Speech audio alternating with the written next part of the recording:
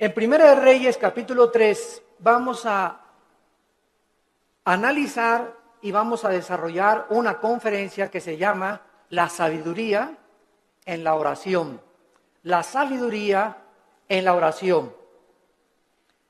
Antes de entrar a este pasaje, la Biblia nos enseña que la sabiduría es una de las bendiciones más grandes que cualquier creyente pueda poseer.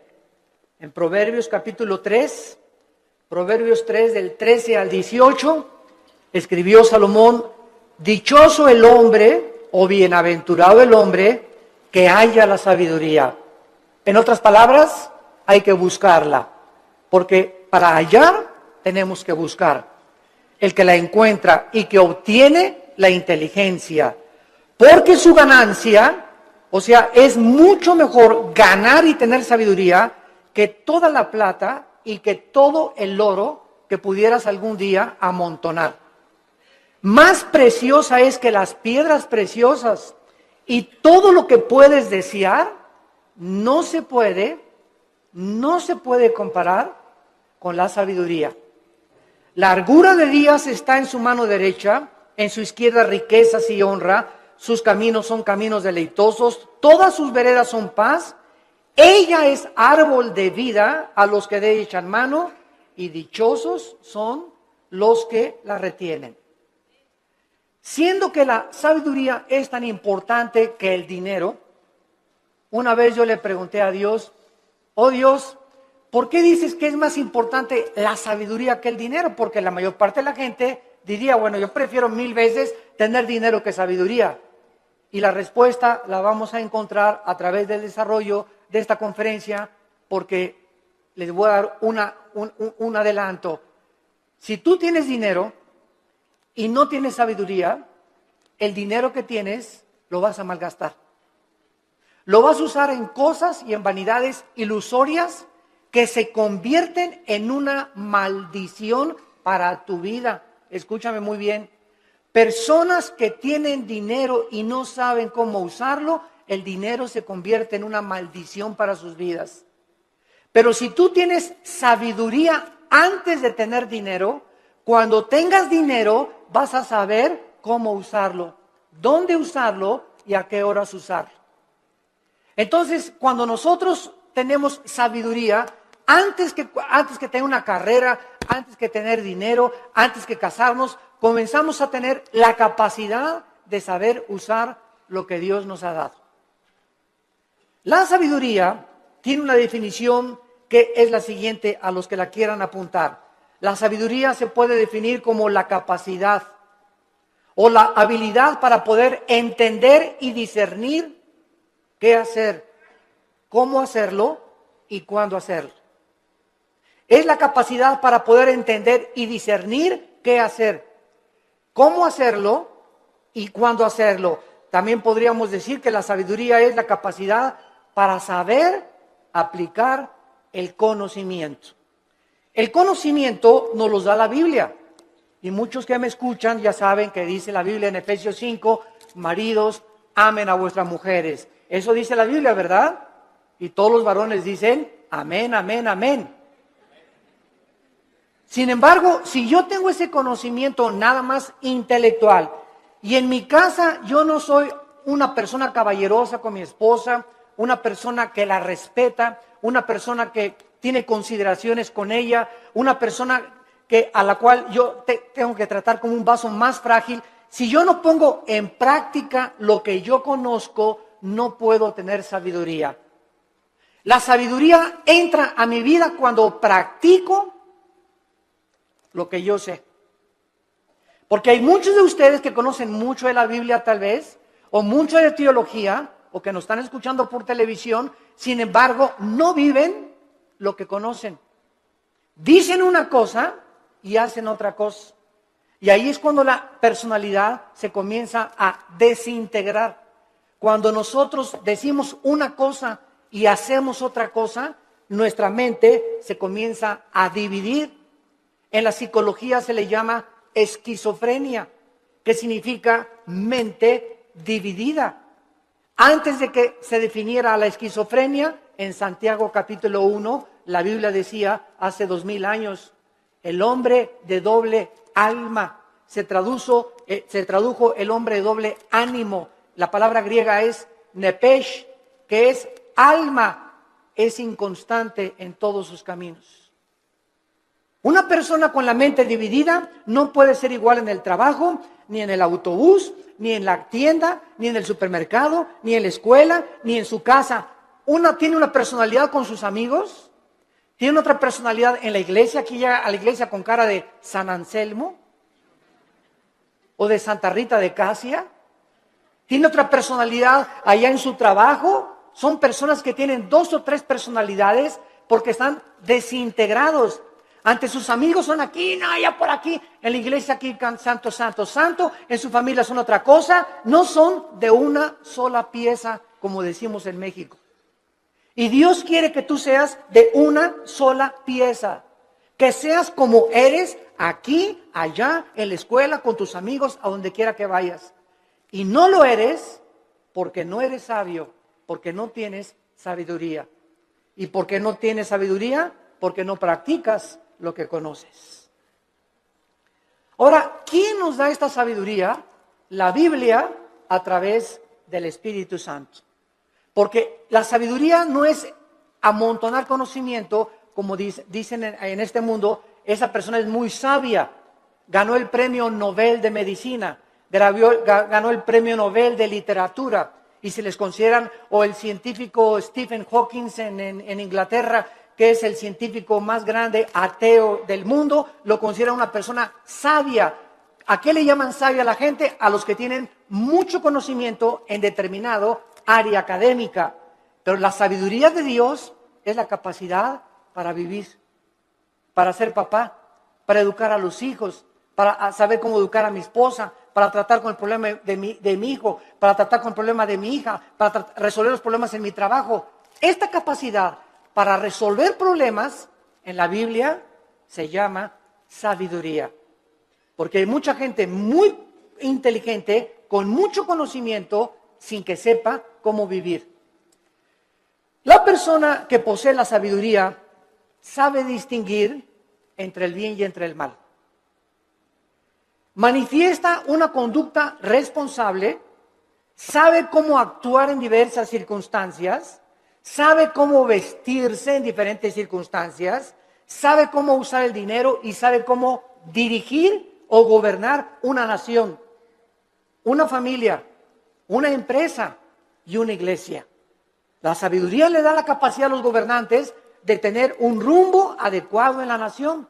¿Qué es lo que vemos ahorita en el mundo? Un mundo de naciones, más de 200 naciones, con gobernantes, la mayoría sin sabiduría. La mayor parte de ellos ya, ¿verdad?, con problemas mentales muy fuertes, posicionados solamente en gobernar, en controlar el pueblo, en controlar a las masas, sin poder ellos beneficiar al pueblo, porque nunca descubrieron que el gobierno es para bendecir a los demás y no a su propio imperio. En Job, el libro de Job, capítulo 28, versículo 28, dice la Biblia: he aquí el temor del Señor es la sabiduría y el apartarse del mal, la inteligencia. ¿Qué es lo que hace a una persona sabia? Temer a Dios. ¿Qué significa temer a Dios? ¿Tenerle miedo? No. Tenerle miedo a Dios te aleja de Dios. Y tener temor de Dios te acerca a Él. Esa es la diferencia entre el temor de Dios y tenerle miedo a Dios. No lo confundan. No es igual la gimnasia que la magnesia. Cuando yo tengo temor de Dios, vengo a Dios y respeto a mi esposa, respeto mis finanzas, pago mis impuestos, trato de tener una conducta responsable. ¿Por qué? Porque tengo el temor de Dios en mi corazón. Muchos de ustedes hacen lo que hacen porque no tienen temor de Dios. Muchos de ustedes, cuando nadie los ve, cuando están jóvenes, se besan, se abrazan, abusan de las caricias y se dicen cristianos. ¿Por qué lo hacen? Porque no tienen temor de Dios. Muchos varones viajan y cuando se meten a un hotel, no está la esposa, no hay nadie, alquilan una película pornográfica. ¿Por qué lo hacen? Porque creen que nadie los ve. Pero cuando tú tienes conciencia de que Dios te ve no harías las cosas que tú haces si tuvieras el temor de Dios. Esta es la razón por la cual Salomón, regresamos ahora a nuestro pasaje, estaba preocupado por ser un rey sabio. Era joven, acababa de consolidar su poder, acababa de sofocar una rebelión interna de gobierno de su hermano Adonías, eliminando a sus enemigos. Y la nación de Israel se encontraba ahora perfectamente unificada por un liderazgo que era él, y había paz por todos lados. Su padre David acababa de morir y él estaba ahora sentado en el trono. Y Salomón, cuando está sentado en el trono, sintiendo su inmadurez, su incapacidad y su falta de experiencia, le pide a Dios sabiduría para poder discernir y poder gobernar a un pueblo tan grande. ¿Qué es lo que nosotros debemos hacer también cuando muchos de ustedes, jóvenes que me escuchan, se casan a los 23 años? Te casas, chamaca, a los 18 años, tal vez porque te embarazaste antes, o te casas a los 20 años de edad. Dices, ¿verdad? Dios mío, tengo 23 años y estoy casado.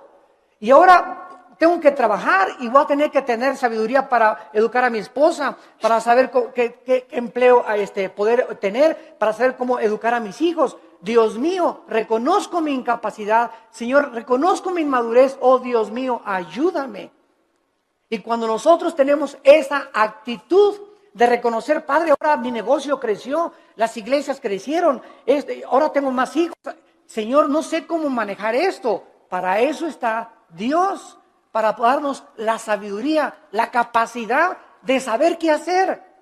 Y no hablarle a Walter Mercado, ni a la doctora Corazón, ni al psiquiatra, ni al psicólogo, sino consultar en su palabra. Aquí en la Biblia se encuentran los consejos de la sabiduría y de la inteligencia. Esto es lo que Salomón adquirió cuando se sentó. Y vamos ahora a darle lectura al primer capítulo del primer libro de los Reyes, capítulo 3. Y vamos a ver en primer lugar algunas cosas que nos comienzan a vislumbrar el corazón de Salomón antes de entrar en el tema principal de la conferencia. Veamos en primer lugar en el versículo 1 el compromiso político y diplomático que Salomón comenzó a ejercer.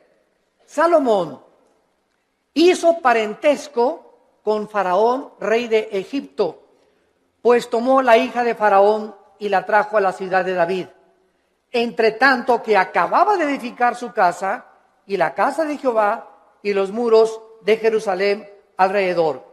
Salomón, entrando a su reinado, inmediatamente supo que necesitaba a Egipto, que necesitaba a Siria, que necesitaba a Jordania, que las naciones de alrededor eran importantes para poder tener una buena relación política y diplomática. No quería la guerra. Entonces, Salomón, en aquel tiempo, los países hacían alianzas dando a la hija del rey al hijo del otro rey o al rey mismo. Entonces, los matrimonios en tiempos de Salomón eran por compromiso político. No necesariamente Salomón se enamoró de la hija de Faraón, tal vez ni la conoció, sino simplemente al ser la hija de Faraón de Egipto y casarse con Salomón, rey de Israel, Egipto e Israel hacían una unidad, hacían un compromiso a través del matrimonio. Es lo que significa la palabra hebrea parentesco en el versículo 1. No veo que muchos tengan sus Biblias en esta mañana. Trajeron el Calimán.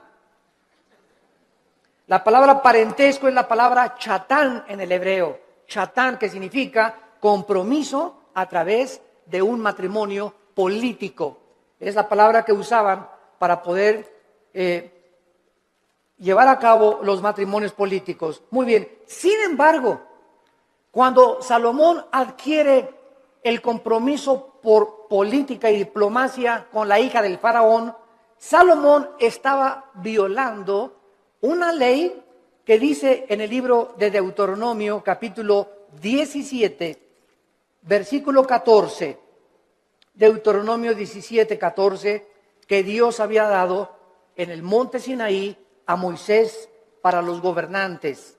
Dice Deuteronomio 17, versículo 14, cuando hayas entrado en la tierra que Jehová tu Dios te da, y tomes posesión de ella y la habites, y digas, pondré un rey sobre mí, como todas las naciones que están en mis alrededores, ciertamente pondrás por rey sobre ti al que Jehová Dios escogiere.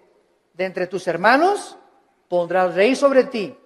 No pondrás hombre extranjero que no sea tu hermano, pero él no aumentará para sí caballos, ni hará volver al pueblo a Egipto, con el fin de aumentar caballos, porque Jehová los ha dicho, no se vuelvan nunca por este camino. Versículo 17, ni tomará para sí muchas mujeres. Dios siempre estuvo en contra, ¿verdad?, de la poligamia, siempre, siempre. El hecho que Salomón y el hecho que David hayan tenido varias mujeres no implica que era la voluntad de Dios, porque la voluntad de Dios es doble. La voluntad de Dios es permisiva y la voluntad de Dios es directiva. Dios te da permiso de que te cases con ese roto quinto patiero. Dios te da permiso de que te hagas socio de esa persona que no es cristiana.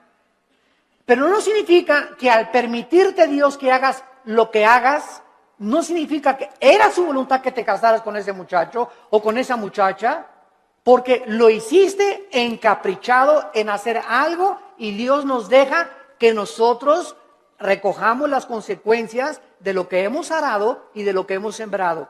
La cosecha es de nosotros, pero no significa que era la voluntad directiva de Dios. La voluntad directiva de Dios es: yo tengo para ti una mujer que te va a ser fiel, que va a ser la mujer de tus hijos. Espera el tiempo en que yo te la traiga. Si tú te impacientas, te casas con la equivocada y te va como infierno. Y después cuando te cases, pues es que Dios, si hubiera querido, hubiera impedido que me casara con Chencho. ¿Sabes una cosa? Dios te dejó que te casaras con Chencho y claro que lo podía impedir, pero si lo hubiera impedido, hubiera violado tu libertad, el libre albedrío. Y ya no seríamos, ¿verdad?, personas, agentes morales, seríamos robots y seríamos títeres de un Dios que Él hace lo que Él quiere. Y Él nos ha dado el libre albedrío para que seamos responsables de las decisiones y las consecuencias que las decisiones que hagamos vamos a recoger. Vamos a ver después cómo acabó Salomón precisamente por estas decisiones equivocadas que llevó a hacer. En segundo lugar, dice el versículo 2 que hasta entonces, o sea, hasta el tiempo de Salomón, el pueblo sacrificaba en los lugares altos, donde regularmente los paganos hacían los sacrificios.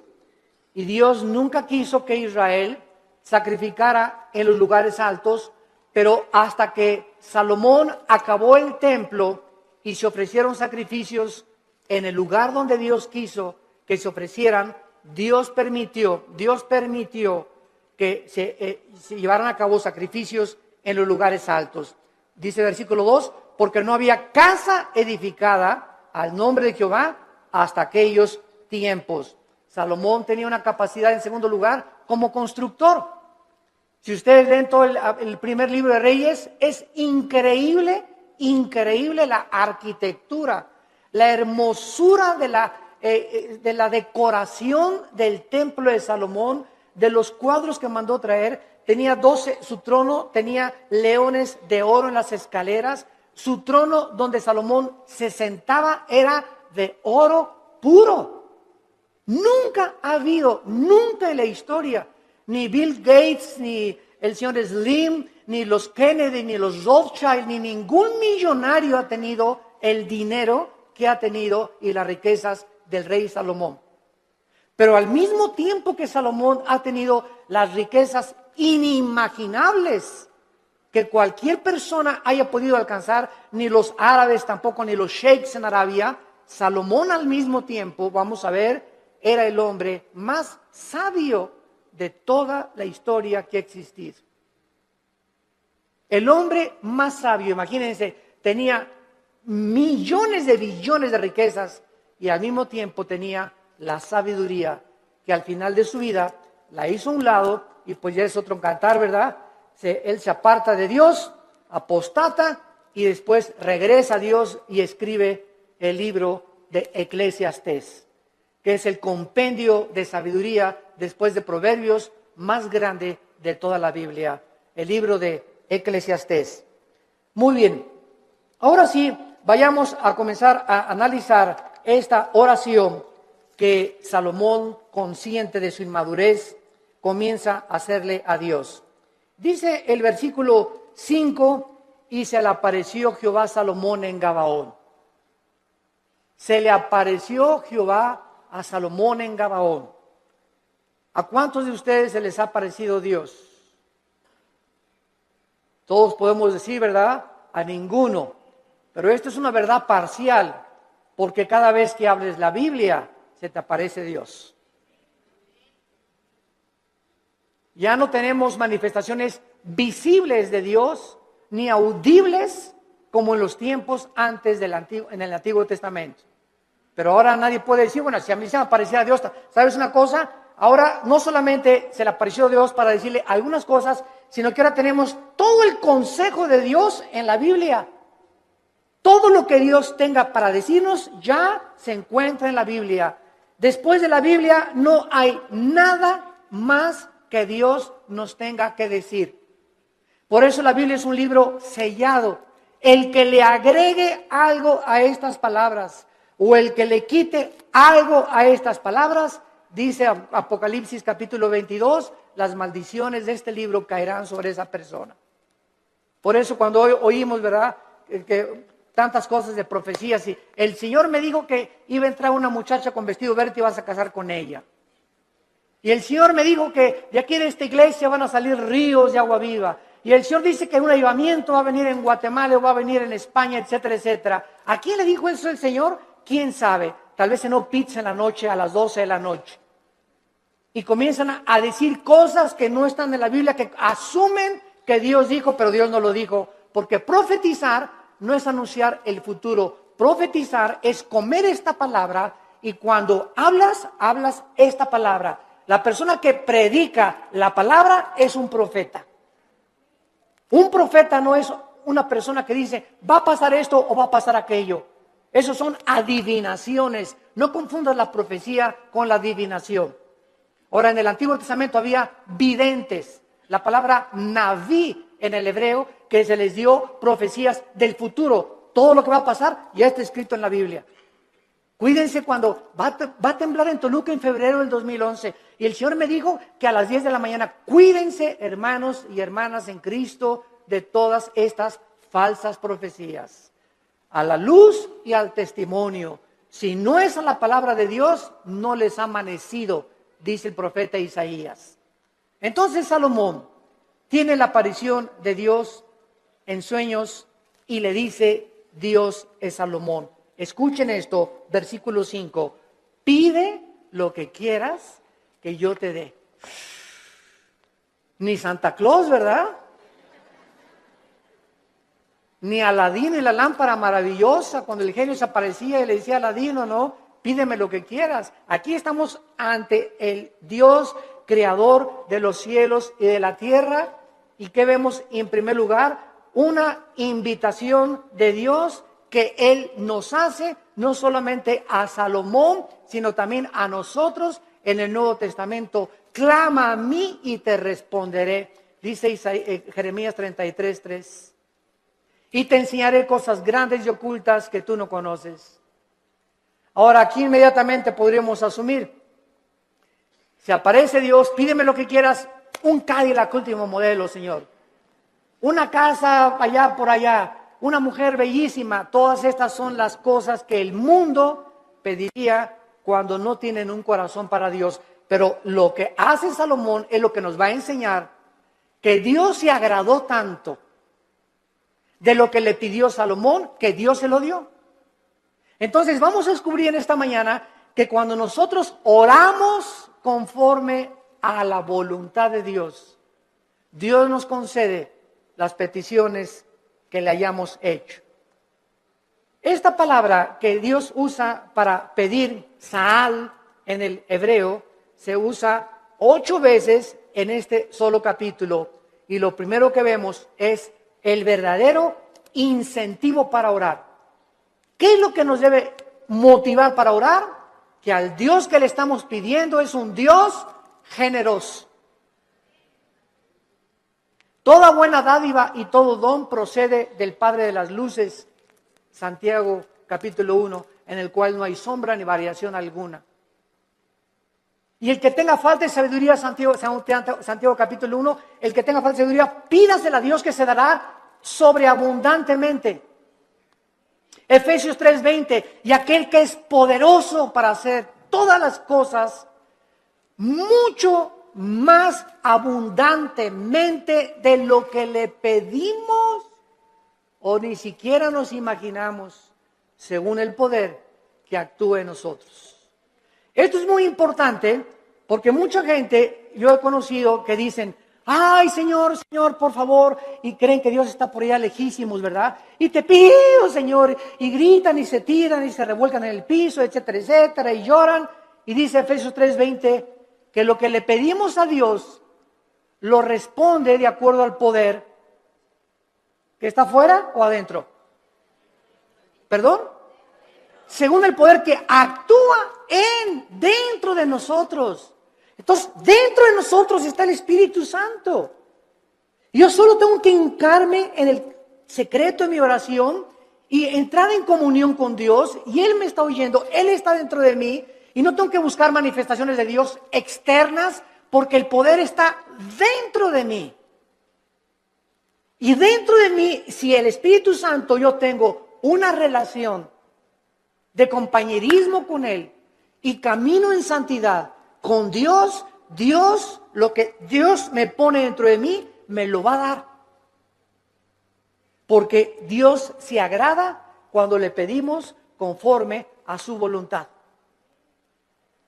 Aunque nosotros no somos reyes ni gobernantes como Salomón, con el mismo nivel de responsabilidad que tenía Salomón, ¿acaso no es al mismo Dios que al que se acercaba Salomón en el Antiguo Testamento en oración? En Primera de Juan capítulo 5, en el Nuevo Testamento, Primera de Juan capítulo 5, versículo 14 y 15, dice la Biblia, y esta es la confianza que tenemos en Él. Cuando comenzamos a orar, si no hay esa confianza en ti, no ores. Porque el que se acerca a Dios es necesario que crea que Dios existe. Esta es la confianza que tenemos en Él, que si pedimos alguna cosa conforme a su voluntad, conforme a lo que Dios quiere para nuestra vida, Él nos oye. Si yo tengo un niño de 10 años y me dice, papá, cómprame un BMW, ¿se lo voy a comprar?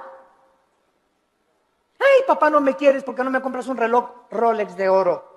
Chamaco de 15 años, pirruris. ¿Por qué no se lo doy? Porque no es que yo no ame a mi hijo, claro que lo amo a mi hijo. Pero no se lo doy porque no puede él todavía llevar tantas alhajas en su cuerpo, ni tener un coche último modelo a los 15 años, porque le hago un mal más que un bien. Ahora, si él comienza a conocer, si mi hijo tuviera la sabiduría a los 10 o 15 años de conocer que él no tiene la madurez para poder usar las cosas que él quisiera, no me pediría eso. Entonces me diría, papá, dame un reloj conforme a lo que tú crees que debo de usar. Dame un coche, conforme el coche que tú quieras, dámelo. Ya no le pediría un Cadillac, sino, Señor, lo que tú me quieras dar. Entonces, es importante que nosotros sepamos cuál es la voluntad de Dios para nuestras vidas. ¿Y cómo la puedes saber? Leyendo la Biblia. ¿La lees diario? ¿La memorizas diario? Este año, si te pasara aquí al frente, a ver, pásala aquí, Pancholín. ¿Cuántos versículos ahorita, dinos de memoria a toda la iglesia, o cuántos capítulos de la Biblia memorizaste en el año 2010? ¿Te sabes el Salmo 23 de Perdis? ¿Te sabes de Perdis el Salmo 91? ¿O nada más sabes Juan 3:16? De tal manera amó Dios al mundo que dio su Hijo unigénito. ¿Cuántos versículos memorizas a la semana?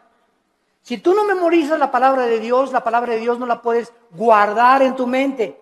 Si no la guardas, no la puedes meditar. No puedes pensar en ella, murmurarla, reflexionar en ella, ponderar en ella, porque necesitamos memorizarla, masticarla, asimilarla y guardarla en nuestro corazón. Y ahí se queda, y largura de días y años de vida y paz te aumentarán, y la sabiduría comenzará a manifestarse en tu vida. Hermanos, el cristianismo no es venir aquí solamente el domingo, de 9:30 a 11 de la mañana, o de 12 a 3 o al servicio a la iglesia que tú vayas. El cristianismo es creer lo que Dios dice. Josué de día y de noche medita en este libro de la ley, le dijo Dios en Josué 1:8 y 9, para que prosperes. Ay, hermano, no salgo de perico perro. Y en el 2010 no me alcanzó ni para la colegiatura, no tengo ni para el aguinaldo, no tengo esto, no tengo aquello. Y Dios te pregunta, ¿y por qué si tienes un padre millonario? Es como el que estaba sentado ahí en la banqueta sin zapatos y con un taquito y nada más así. Y llega una persona, ¿y quién eres tú? Soy hijo del rey de Inglaterra. ¿Y por qué estás ahí sentado en la banqueta? Y traía el muchacho una chequera aquí. Pues porque no creo que mi papá me vaya a lo que me tenga. Mira, la chequera la tienes en blanco y tu papá te dio la chequera en blanco para que pongas la cantidad de los cheques que tú quieras. No tienes por qué estar como un limosnero pidiendo ahí en la calle. Y la chequera es la Biblia. Tenemos la chequera de Dios para que la guardemos aquí en nuestro corazón y no andemos ahí mendigando ni causando lástimas. Tenemos un Padre que nos quiere dar todo, pero ¿por qué no nos los da? Porque le pedimos conforme a nuestros gustos. Le pedimos cuando lo necesitamos, cuando tenemos una tragedia, cuando viene un problema moral, cuando nos enfermamos, cuando estamos en el hospital. Señor, ayúdame. Señor, te pido, mi hija se fue de mi casa. Ayúdame con este negocio y ya no tengo dinero y no me alcanza. Pero los días anteriores, los meses anteriores, ¿has tenido compañerismo con Él? ¿Lo has amado con todo tu corazón? ¿Eres santo? ¿Amas a tu esposa? ¿Bendices a tus hijos? ¿Les enseñas la palabra de Dios a tus hijos? ¿Eres honesto en tus negocios? Entonces Dios no puede darte, porque el que es infiel en lo poco, en lo mucho lo es. Si Dios te bendijera y te diera y te ayudara, te echaría a perder, porque no tienes la sabiduría para vivir y tener lo que Dios te quisiera dar. Reflexionen y mediten en esto profundamente, santos de Dios. A continuación, dice el versículo del 6 al 8, no solamente que tenemos el incentivo para orar, la generosidad de Dios. Ahora veamos el fundamento de la oración, la seguridad de que Dios nos va a oír. Dice el versículo 6 y 7, Primera de Reyes capítulo 3, si Salomón dijo, dame un Cadillac, hazme millonario, dame $1,000,000 y le doy $500,000 de ofrenda a la iglesia. Es la oración de casi todos los cristianos. Bendíceme, Señor, si me das 5 millones de pesos, te prometo que le doy 3 millones de pesos a la iglesia. ¿Sabes una cosa? ¿Cuánto tienes ahorita en el bolsillo? Pues ahí tengo como unos 5,000 pesos. Primero sé fiel con los 5,000 pesos antes que me pidas 5 millones de pesos. Y si no has sido fiel con lo poquito que te he dado, tampoco lo vas a hacer cuando yo te lo dé. A mí no me ves la cara, dice el Señor. Dios no puede ser burlado. Entonces tenemos que entender eso, ¿verdad? Vean ustedes ahora cuando Dios le dice a Salomón, pídeme lo que quieras. ¿Por qué Dios le concedió a Salomón lo que le concedió? Salomón le contestó, en primer lugar, tú hiciste gran misericordia a tu siervo David, mi padre. En primer lugar, recuerda, antes que nada, antes de pedirle, recuerda lo que él había hecho con su padre anteriormente.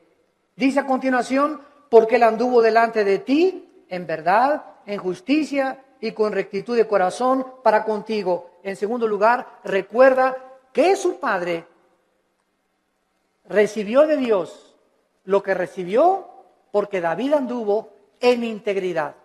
¿Qué es integridad? Hacer lo que nosotros decimos. Vivir lo que nosotros predicamos. Si tú predicas una cosa y vives otra cosa, no eres una persona integral, íntegro. Te estás desmoronando, te estás desintegrando, tu mente se está dividiendo y se puede dividir en 2 partes, en 3 partes, hasta en 4 partes. Y después los psicólogos entran y dicen, desórdenes múltiples de la personalidad humana. Personas que tienen hasta 5 personalidades y que se consideran como psicópatas, que ya tienen que ser internados en un hospital para enfermos mentales, que nunca su problema fue el problema mental, su problema fue que nunca resolvieron sus pecados pasados.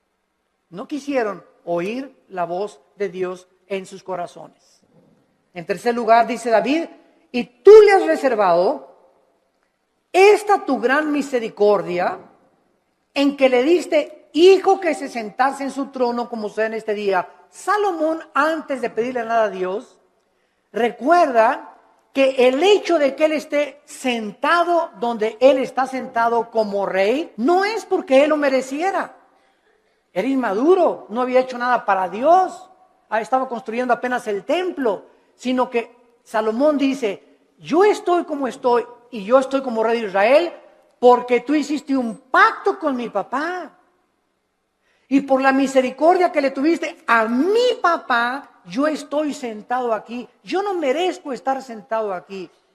Lo estoy por causa de la misericordia que tú tuviste para con mi padre.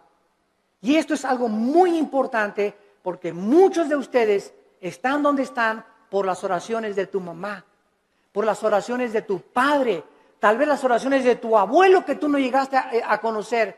Pero Dios nos ha prometido, la generación de los justos será bendita. La generación de los justos será bendita y sus hijos heredarán la tierra. Salmo 112, 1 y 2. ¿Qué significa esto?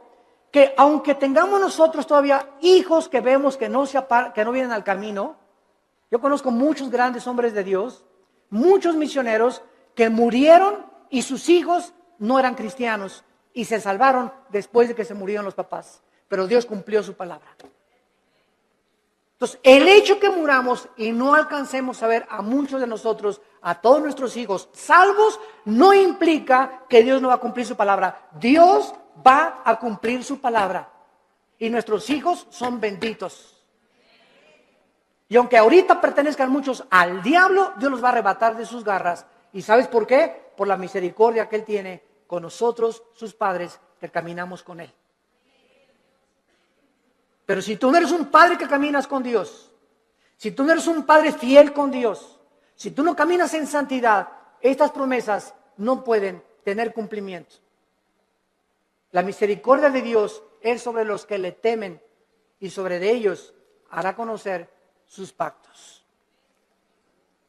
Y vemos enseguida cuando le dice Dios, cuando le dice Salomón en el versículo 6, finalmente, tú le has reservado esta misericordia en la que le diste hijo que se sentase en su trono, como sucede en este día. Vemos la fidelidad de Dios de una forma maravillosa. Y dice la Biblia en el versículo 7, ahora pues Jehová Dios mío, o sea, habiendo reconocido Salomón la misericordia que Dios tuvo para con su padre y el hecho que él esté donde está, que lo hacía indigno, tú me has puesto a mí, tu siervo, por rey en lugar de a mi padre, y yo soy joven y no sé cómo entrar ni salir, y tu siervo está en medio de tu pueblo, al cual tú escogiste, un pueblo grande que no se puede contar ni tampoco enumerar.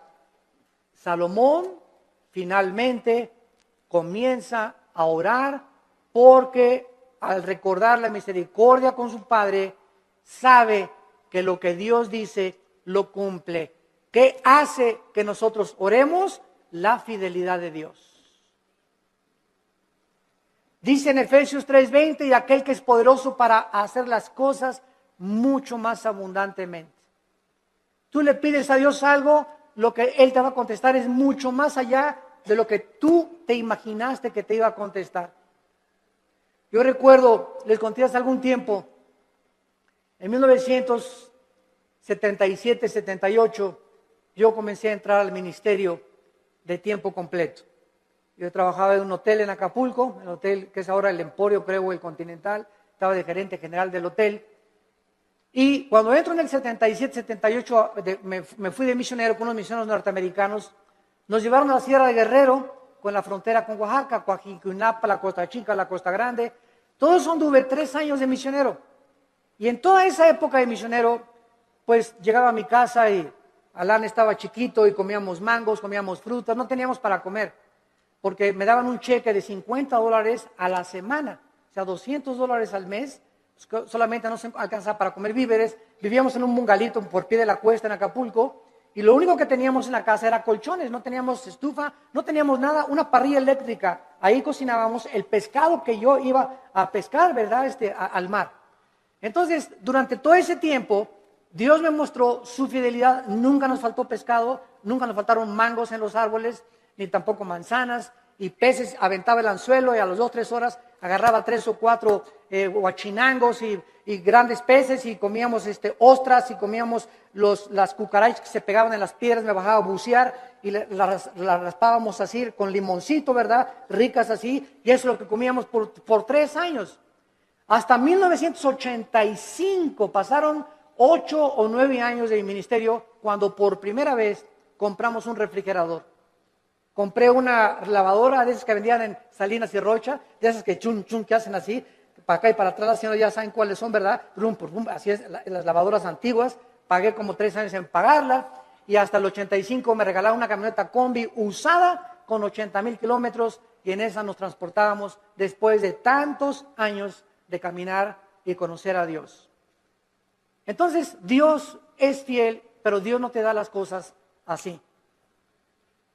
Y ahora todo el mundo quieren casarse, ya quiere un plasma, que vengan de España, y cuadros así, y quiere un coche último modelo, y ya todo el mundo ahorita es una ambición, pastores que ya quieren una iglesia grande, ya quieren 500 personas, etcétera, etcétera, cuando no saben que irá andando y llorando el que lleva la preciosa semilla, y regresará con gozo trayendo las gavillas. Hay que arar y arar y arar la tierra y caminar y arar.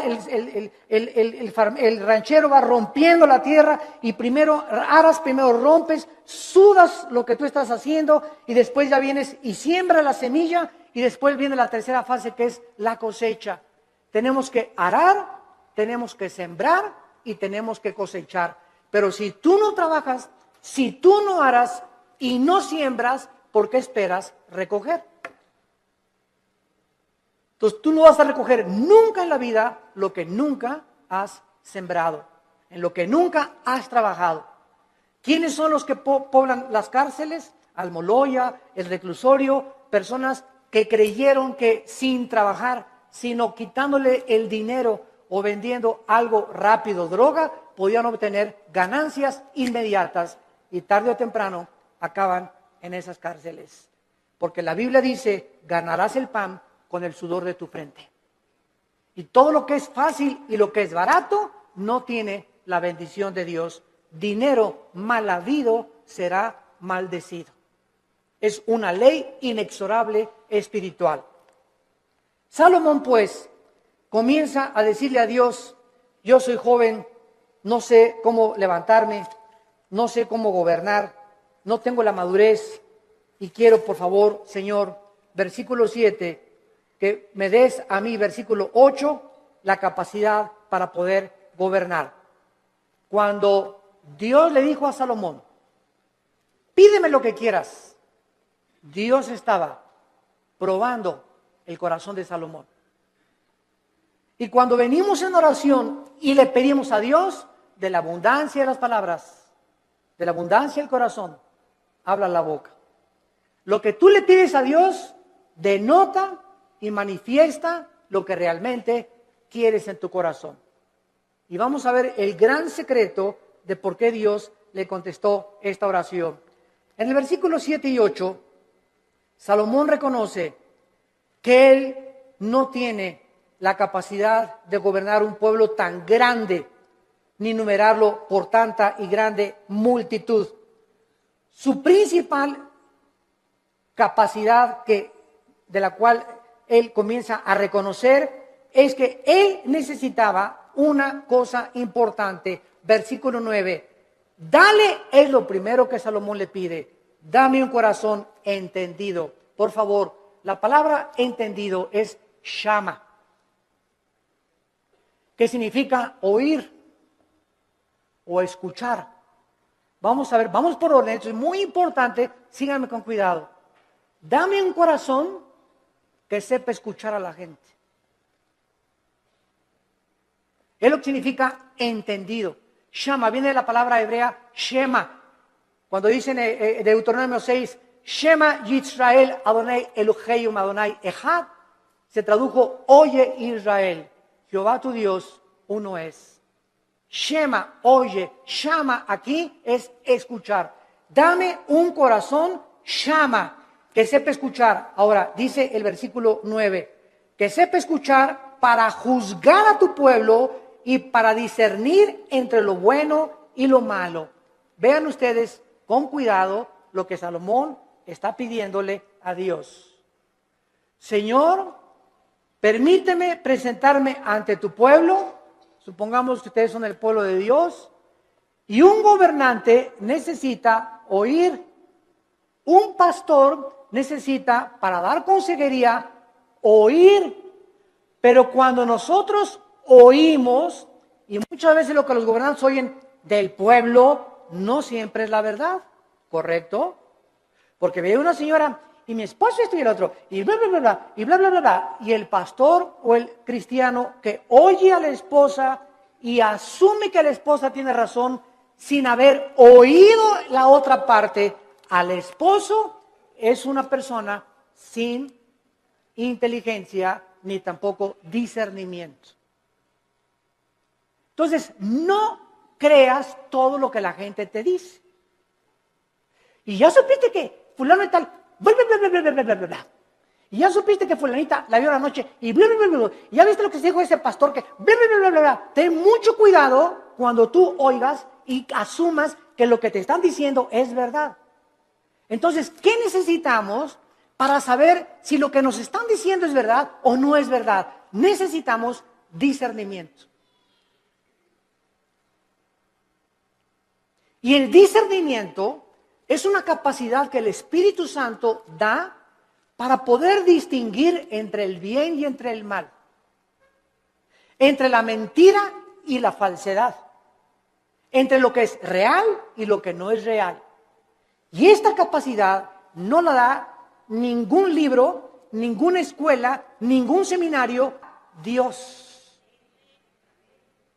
A los que han aprendido antes escucharlo a Él. Cuando tú vienes a la Biblia, ¿a quién estás oyendo? A Dios. Y tu contacto con la Biblia es diario, la lees y la memorizas y la guardas y la lees en la mañana y antes de acostarte y estás en contacto con la Biblia. Entonces, al estar oyendo a Dios, automáticamente el Espíritu Santo, la palabra de Dios la convierte en discernimiento. Y tú comienzas a manifestar una capacidad en la vida para que cuando estés escuchando algo tengas el juicio adecuado para juzgar. Hasta nuestros hijos. Llega Pepito, papito, pues son mustios los chamacos, ¿verdad? Pegó, y no es cierto que le pegó, sino que él viene así porque él le pegó al otro. Pero son expertos los niños en venir en culpar al otro hermanito antes de que sepan que él fue el culpable y le pegan a él. Entonces viene corriendo y cuando el papá ya sabe, espérame, ya te conozco, mijito, ¿verdad? Ya sé, ¿verdad? Y le hablas al otro hermanito y ya sabes que lo que te quiere es chantajear. Entonces comenzamos, no nos inclinamos porque a Pepito lo quiero mucho, mis sentimientos los crucifico, quiero hacer justicia con mis hijos y que mis hijos sepan que soy parejo con todos. Cuidado con los consentidos, porque esto no es de Dios. Este fue el problema de José en el Antiguo Testamento, cuando su padre Jacobo lo consintió demasiado, los hermanos comenzaron a tener envidia y acabaron vendiéndole a Egipto. Entonces Salomón pide la capacidad de poder juzgar al pueblo. Vean ustedes, y aquí está el centro de toda nuestra conferencia, el motivo principal por el cual Dios le da a Salomón mucho más, como vamos a ver, de lo que le pidió o de lo que se imaginó, fue porque el motivo de Salomón era el bienestar del pueblo de Dios.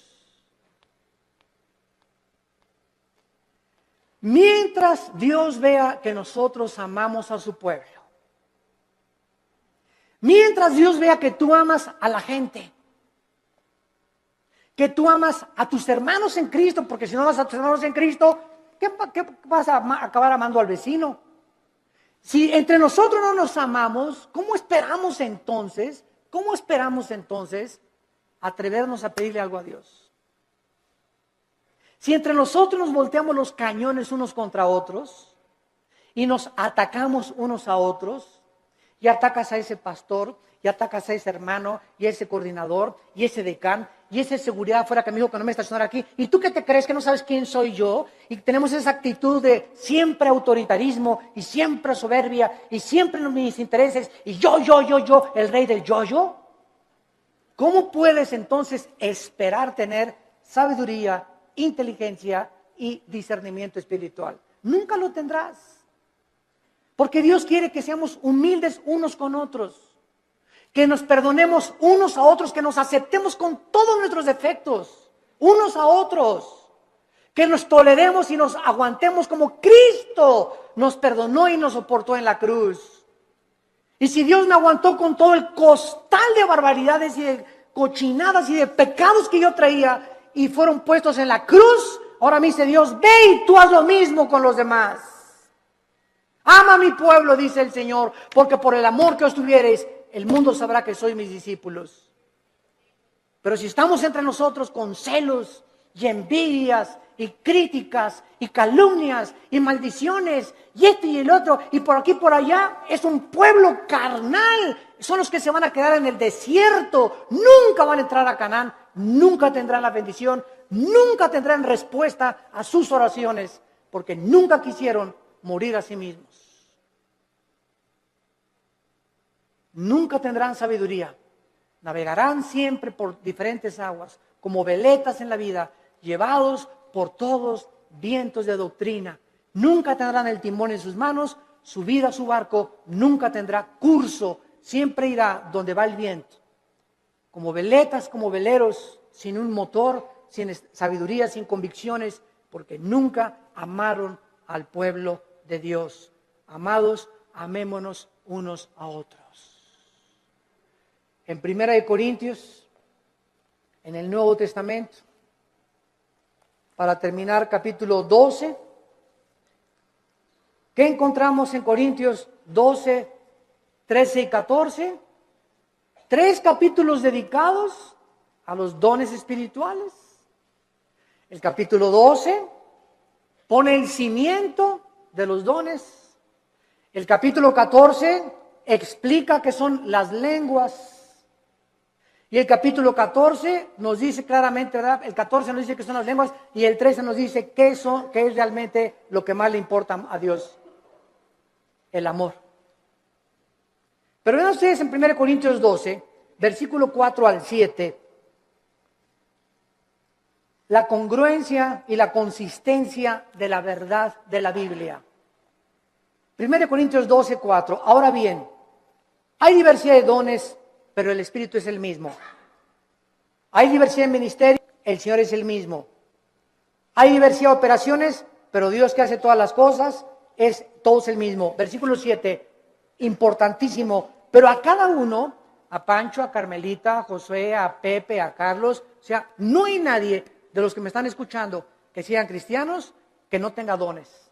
Todos tenemos dones y miren lo que dice, pero a cada uno le es dada la manifestación del Espíritu para provecho. La palabra provecho es la palabra sumiero en el griego, que significa para el beneficio de los demás. Mis dones no son para mí, son para los demás, para edificarlos a ustedes. Por eso en Corintios 14 Pablo dice, en la iglesia, por favor, no hablen en lenguas. Porque en la iglesia, si se ponen todos a hablar en lenguas, y trae fulano de tal a su mamacita, y el otro trajo al diputado, y el otro trajo un licenciado, y el otro trajo un doctor, y trajo a sus amigos, y entra a una iglesia donde parece un manicomio, Mamá, chila, calajao, mamá, chila, calachila. ¿Y dónde estoy en el manicure? Van a decir. ¿Qué es esto? Dice 1 Corintios 14, van a decir que están locos. Entonces, en la asamblea, cuando estén todos juntos, si quieren hablar en lenguas, que sea por turno y con intérprete. Y si no hay intérprete, cállate. Y no estés ahí en la iglesia, saca la bazuca con las lenguas de la milicia, ¿verdad? Y la persona que está junto a ti, ¿qué le pasa, verdad? Que denle su chocho. ¿Por qué no hablamos las lenguas? Porque no son para nosotros, son para edificar. Y cuando hablamos todos no estamos edificando a nadie. Tal vez creemos que nosotros mismos, pero no se trata a nosotros, se trata a los demás. Los corintios eran tan carnales, como todavía hay muchas iglesias actualmente que no han entendido el uso de los dones espirituales. Nunca son para nuestra edificación, es para la edificación de los demás. Les es dado el Espíritu para provecho. Dice 1 Corintios capítulo 14. El que profetiza, versículo 3. Habla a los hombres para edificación. Versículo 4. El que habla en lengua extraña, así no se edifica, pero el que profetiza edifica a la iglesia. Versículo 5, así que quisiera que todos hablaran en lenguas, pero más que profetizaran, porque mayor es el que habla, el profetiza, que el que habla en lenguas, a no ser que las interprete, para que la iglesia reciba edificación. Versículo 12, así también ustedes que anhelan dones espirituales, procuren abundar en ellos para edificación de la iglesia. Más de 7 veces en un capítulo dice Pablo, los dones son para los demás, para el beneficio común. Viven para los demás. Padre, dame sabiduría, no para ser sabio, para educar a mi familia. Padre, dame sabiduría para ser pastor y ser un pastor que sepa aconsejar para poder bendecir a tu pueblo. Padre, dame propiedades o dame bienes materiales conforme a ti para edificar a tu pueblo. No nos interesa para mí, para edificar a tu pueblo. Cuando nosotros tenemos en el corazón el pueblo de Dios, Dios bendice sobreabundantemente. Porque nadie vive para sí mismo, vivimos para los demás. Y el secreto de la felicidad, como les decía ayer en el desayuno, es vivir para los demás. Ahí se encuentra el secreto de la felicidad. Tu casa es úsala para la gloria de Dios. Tu coche, úsalo para transportar hermanos, úsalo para el reino de Dios. Tu dinero, úsalo para el reino de Dios. Dios no está en contra de que tengas ahorros, ni que tengas dinero, pero no ahorres más de lo debido, no seas más avaro, no tengas más propiedades de las debidas, porque te conviertes en persona avariciosa. Estás guardando ya de más y mañana te vas a petatear. Mañana cuelgas los tenis, como dicen los jóvenes. Mañana partimos tal vez a casa y lo que has hecho, ¿para quién se le quedó? Cuando se pudo usar para la gloria de Dios. Cuando tenemos ya esa visión, Dios nos comienza a derramar abundantemente todas aquellas cosas que Él anhela, porque Él busca instrumentos a través de los cuales Él pueda canalizar su gracia y sus bendiciones para los demás. Abraham, desde el principio de la Biblia, Abraham, te voy a bendecir para que tú seas bendición a las naciones. Todo lo que Dios nos da no es para echarle aquí y aquí y aquí. Dios me da para darlo. Dios me da para darlo. Si Dios me da y lo sigo guardando y no lo saco, me va a romper las bolsas y lo que tengo no lo voy a aprovechar. Y entonces el diablo viene, como dice Malaquías 3, el devorador, y se lleva aquello que le pertenecía a Dios. Nos comienza a robar lo que le pertenecía a Dios, porque no hemos entendido que la sabiduría es para bendecir al pueblo de Dios. Gracias por tu palabra, Señor, en esta mañana. Te damos gracias, Señor, porque eres inmensamente generoso y bueno para con todo tu pueblo. De tal manera nos has amado que diste a tu Hijo. Y si a tu Hijo lo sacrificaste, ¿cómo no nos darás todas las cosas? Si nosotros te las pedimos,